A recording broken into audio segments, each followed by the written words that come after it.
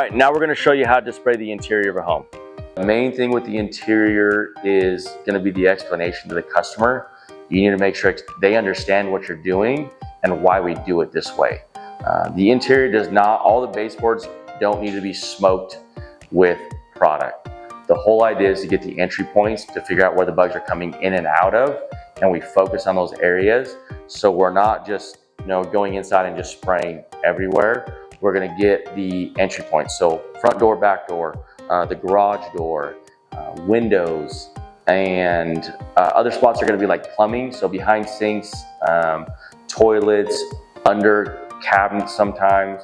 And then also it will depend on the age of the home. New homes are gonna have a lot less of the cracks and crevices, whereas older homes are gonna have windows that are broken, or the wood that's rotted out. They're gonna have a lot more cracks and crevices, even in the foundation of the home. And at the end of the day, that's what we're looking for, is where could the bugs come in and where are they gonna go when they do. So this is your interior can. You're gonna have, there's a few different styles, but at the end of the day, they all work the same way. Part of the interior is gonna be the way you mix it. You always put a little bit of water in, and then you put the product in, and then fill it up the rest of the way. Typically, we don't recommend filling up your can the full gallon. We always recommend doing it at about a half a gallon. So you're gonna do, if you're supposed to put 1 ounce for every gallon, you're gonna do a half an ounce. And the reason why is if they're dealing with spiders, it's gonna be one product. If they're dealing with ants, it's gonna be a different product. And that way you're not wasting products. And then with that, if you are switching in between products for ants and spiders, you can always just dump the excess into your backpack sprayer. So again, we're at least using the product that, in some way, shape, or form, and we're not wasting it. A few little maintenance things.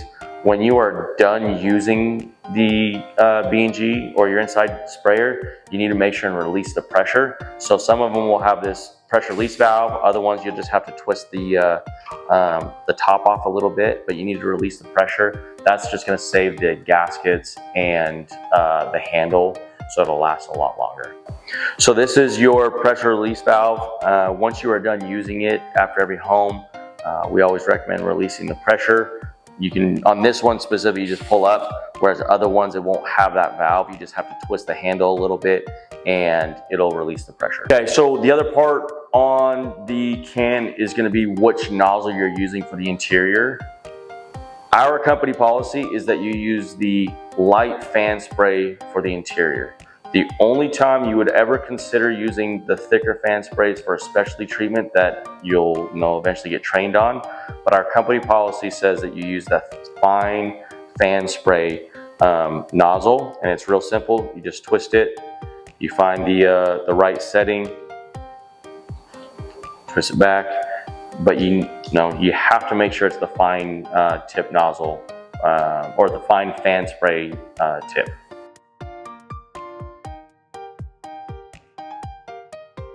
This is what not to do on the door, just like on the baseboards. You don't want the fan spray like this to where you're soaking the door up here and then you're getting the floor down here. Like, that is not the correct way. There's no reason to spray up the door like this on the inside. If you were on the outside, then yeah, you can maybe spray in the corner where the brick is or the wall is, but there's no reason to be spraying up and around this door like that. We showed you the incorrect way of spraying it. Now I want to show you the correct way of showing the exterior, or spraying the exterior door. You're gonna get that corner, and you're gonna get this corner. Now I like to come a few feet away, just in case something comes through, they're gonna follow that baseboard. So I like to spray a few feet away from it. Same thing on this side. I would spray a few feet away. So we have our exterior doors. This is an interior door. There's no reason to spray across this door because it's not leading to the outside. On these spots, you just want to focus on the corners. So you just get this corner, and then you would get this corner. And then as well, in the rooms, we're not going to be spraying 100% of the baseboards. What you're going to get is you're going to get the corners. If they're accessible, You're gonna look at the window sills if it looks like there's cracks and crevices around there. And then any other spot. So if there's, let's say there's a bookshelf right here and I can't get to it, I'm gonna spray on this side. That way if a spider or something that's coming across here that's under the shelf or the cabinet or whatever's in the way, that there's product there for when it does come out. When we're doing the interior spray, you need to make sure that your fan is angled the correct way. So I see some guys, so if you take my hand as the fan, they come across the baseboard like this. And so you're spraying up on the wall and then down here on the floor. That is not correct. It should not look like that. And here's an example. So see how it's come all the way out here, and then it's hard to see in the video, but it sprayed all the way up here on the wall. That is not correct. We should not be hitting their wall at all, and we should not be hitting really much of their baseboard, and then also their floor out here. Especially if someone has like a wood floor or they've got a custom floor, they're not gonna want product all over their floor. We need to focus on the transition point, which is gonna be where the ground and the baseboard meet, and that's really the only spot you should be hitting. This is what it should look like. Not like this.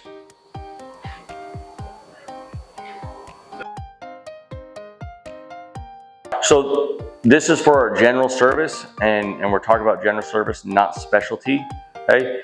These cupboards here, they do not have plumbing in them. The only one that has the plumbing is gonna be below the sink. And then where maybe where the dishwasher is might have a hole or something that you would need to look at, but there's no plumbing in these, so there's no reason to open these unless you're doing a specialty treatment that we'll go over later. But a lot of times, again, if you do the fan spray and you go this way, what you're gonna do is you're gonna smoke all the doors. You're way far out here. The bugs, that's not where they're gonna be. You need to make sure that you're getting under the cabinets there and you're hitting those corners and working your way through. It does not need to be just smoked all the way through. Typically on your initial, when you're doing a home for the first time, this is a spot you want to look at and try and spray. Now, I don't want you going and just spraying over everything and just smoking whatever's in here, right? That is not correct. You need to just try and get the corners and any of the spots that you can. Because if you look, and again, it's probably gonna be kind of hard to see in the video, but where the plumbing is at, there's gonna be a hole essentially goes into the wall. You will get a lot of ants and spiders and other bugs coming through there. So spraying it or dusting it is gonna be very effective. You get to the fridge or any of the other appliances that are gonna be on the floor, so like the stove or the dishwasher, you're gonna find stuff, like you can tell that there's stuff around it. We're not going like this, and we're not just spraying. Well, again, we're not hitting any of their stuff, but this is gonna be a spot where there's moisture, so bugs will like to come here. You need to do the best you can to work around it. So how I would do it is I would get back here behind the fridge the best I can, spray some on that side, and then the same thing on this side is I'm gonna spray the transition point between the counter and the floor, and then behind the fridge a little bit. And yeah, hopefully that kind of shows in the video, but spraying out here, that's not accurate. That's not what we train. It's more gonna be behind the fridge and on those transition points, just like a normal baseboard. Okay, so we've got the bathroom here, and again, this is gonna be a focal point on the interior of the home because of the plumbing. So I'm not gonna go around the whole toilet and just smoke it. That's not the way we do it. You're gonna get the baseboard here, and then you're gonna look where the plumbing's at on the back, and without spraying anything that's around it, you're gonna get that baseboard, and then there's a little gap there that you'll just put a little bit of product there. And then on the baseboards, I like to cover just a little further away, just like you would the interior door. So you go a few feet away, just in case something sneaks out. No, they've got enough coverage. I showed you the toilet. Now on the sink, this one doesn't have a cabinet, but most homes are gonna have cabinets. So you'll need to open that up, see if there's a gap, just like in the kitchen for the plumbing, and then you'll need to spray around it on each side, and then right where the plumbing goes into the wall, you'll either dust it or spray it, especially on those initials, or if someone is having issues in their bathroom.